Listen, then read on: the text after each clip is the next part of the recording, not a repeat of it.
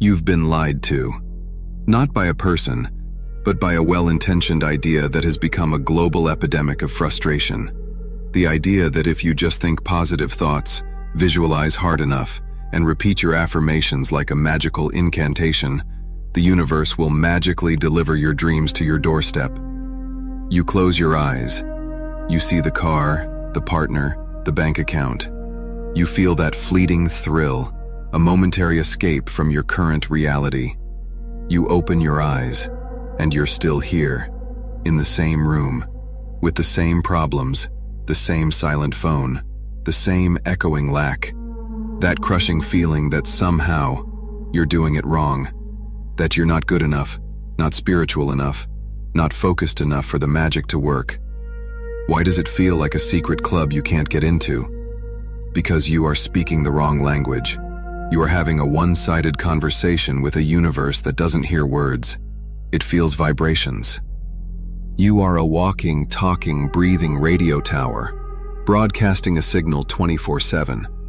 And right now, whether you know it or not, you are broadcasting on a frequency of wanting, of lacking, of not having.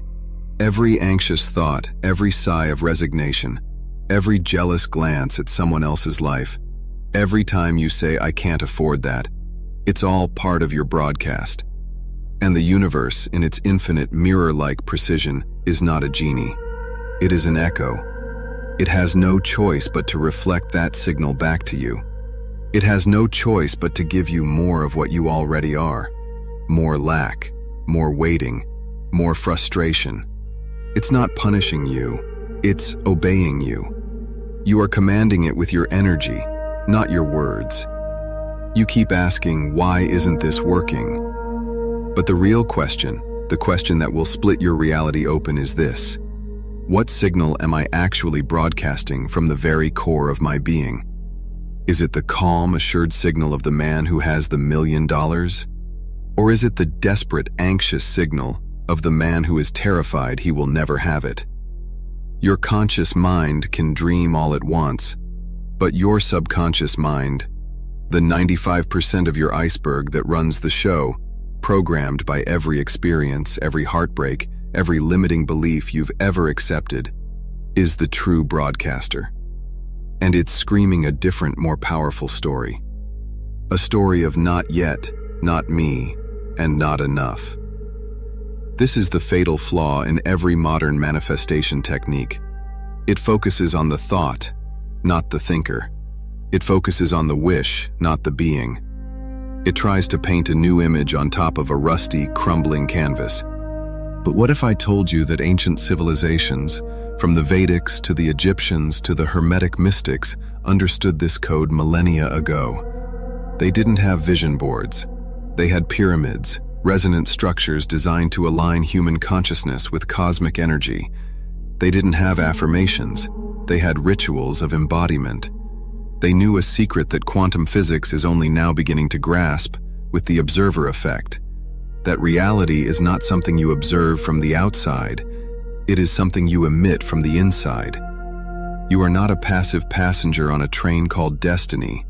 You are the driver, the engineer, and the tracks all at once. You are an active creator, broadcasting your reality into existence with every heartbeat, every breath, every subtle feeling of dread or flicker of joy. The world you see outside is nothing more than a lagging display, a holographic printout of your internal energy signature. Your body is the instrument, your emotions are the tune, and your beliefs are the sheet music. You stand before a mirror and you scream, "Show me a smile." But your own face is contorted in anger, your fists are clenched, your body is rigid with tension. What will the mirror show? Anger. The mirror doesn't respond to your command. It responds to your state. It reflects your truth, not your request. Your reality is that mirror. It does not care about your words. It cares about your vibration. Your frequency is your only request. So you say the words, "I am abundant," but your shoulders are tense with financial anxiety. Your conversations are laced with stories of struggle and the grind. You hesitate to invest in yourself. You cling to every penny with fear, treating money as a scarce resource to be hoarded, not a flowing energy to be exchanged. You feel a pang of guilt when you spend on joy. What are you truly broadcasting? I am scared of not having enough.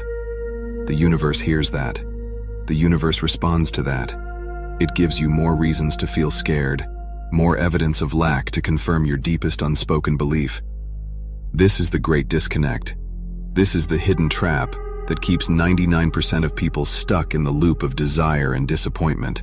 The Grand Canyon-sized chasm between what your mind is saying and what your entire being is feeling. Your identity, the deep, subconscious story you tell yourself about who you are and what you deserve, is the most powerful manifesting force on the planet. It is the operating system. It overrides your conscious desires every single time. You can want success all day long, but if your identity is wired to believe, I am someone who struggles, or I am not lucky, or good things happen to other people, then that identity will sabotage every effort. It will find a way to return you to your familiar, comfortable frequency of lack. Your identity is your home frequency, your psychic address, and you cannot manifest something that is outside your frequency band. You cannot receive a station you are not tuned to. You don't get what you want, you get what you are, at your core. So how do you break out of this invisible self-constructed prison? How do you rewrite the operating system? How do you shift from the frequency of begging to the frequency of being? You don't just visualize, you embody. This is the ancient code that was lost, reduced to mere positive thinking. The quantum shift from imagination to incarnation. It's not about seeing the future you, it's about becoming the future you, right now, in the smallest of ways. It's a psychological and energetic rehearsal so profound that it tricks the subconscious into accepting a new truth. Stop asking, what would I have? That question keeps you in the vibration of lack. Start asking, who would I be? This question catapults you into the vibration of possession. If that version of you already existed, how would he walk into a room? How would she speak to her colleagues? What would his posture be while sitting in traffic? How would she make decisions? From a place of fear or a place of power? What would his morning routine look like?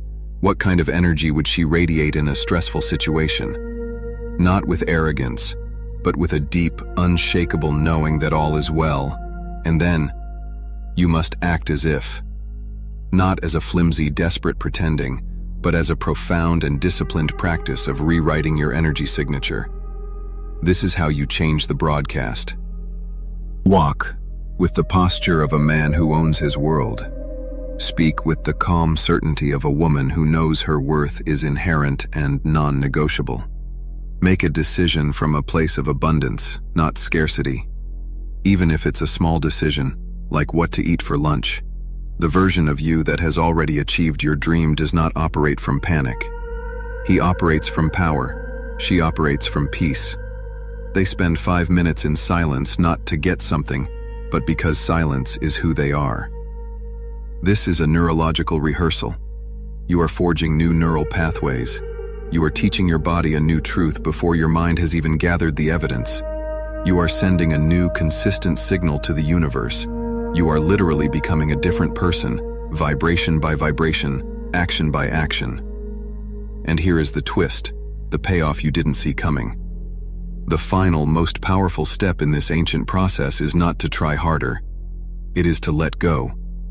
I know, it sounds counterintuitive, it feels like giving up. But your relentless striving, your white-knuckled effort to make it happen, to force the universe's hand, is the very thing broadcasting the strongest signal of lack. I don't have it. I must force it. I must control it. I must micromanage every detail.